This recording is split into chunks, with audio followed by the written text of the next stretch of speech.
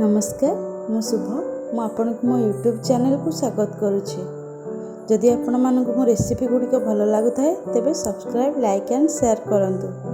चलंतु जानि नेबा आजिर रेसिपी।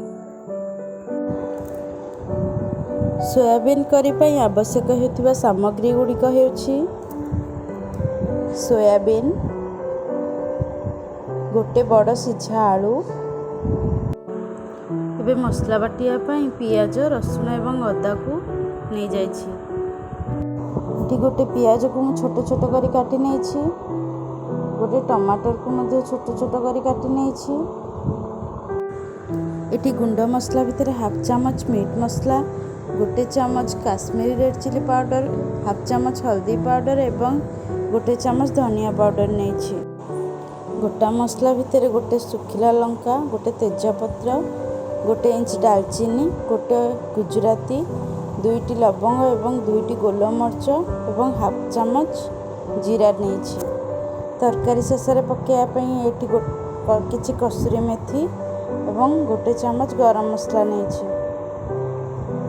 स्वाद अनुसार लुण एवं किछि सोरिष तेल। चलंतु एबे स्टार्ट करिबा। प्रथम गैस लगे एक कड़ाई रे पानी अल्प देबा और से सोयाबीन को पकई भल भाव फुटई देबा। एबे हमर सोयाबीन फुटी आसलानी, ताको अन्य एक पात्र काढ़ी नेबा एवं ठंडा हेबा पई छाड़ी देबा। एबे चलंतु रसुण, अदा एवं पियाज रे अल्प पानी दे एक मसला प्रस्तुत कर नेबा। कड़ाई रे अल्प तेल दे सोयाबीन को चिपुड़ी भल भावे भाजी नेबा।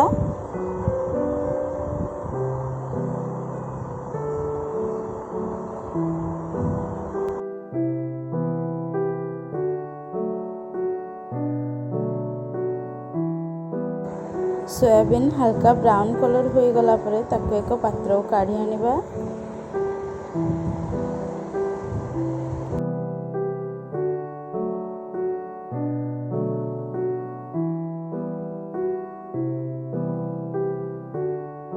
सही कड़ाई रे मसला कषिबा पई 4-5 बड़ चामच सोरिष तेल नहीं जिबा।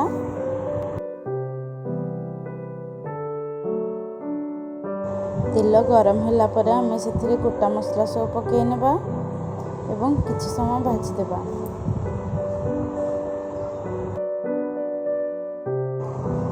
एबे एथिरे कटा पियाज सब को पकाइबा एवं ब्राउन कलर होला पर्यंत भाजीबा।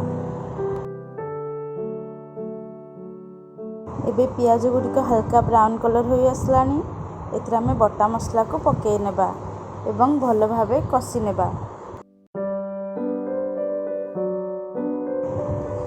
2 मिनिट कषिला पर एथिरे हम गुंड मसला सब पकाई नउछि।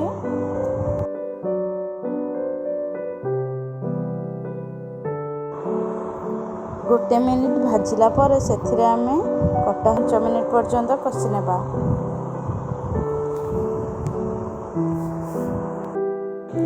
गैस रो फ्लेम को लो मीडियम रे रखिबा।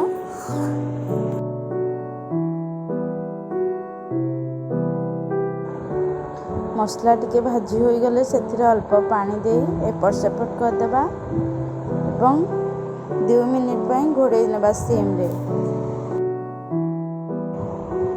एबे ढांकुनी खोली आउ टिके एपट सेपट कर देबा एवं सोयाबीन सिझा आलू को काटी सेथिरे पकाइबा।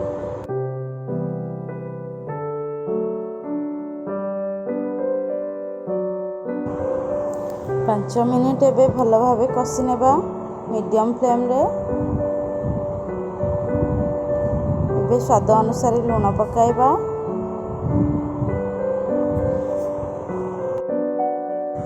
एबे एथिरे आमे आवश्यक अनुसार गरम पानी देबा एवं 2 मिनिट पई फुटिबा पई छाड़ देबा। एबे हमर तरकारी फुटी आसलानी, एबे गैस रो फ्लेम को ऑफ कर देबा।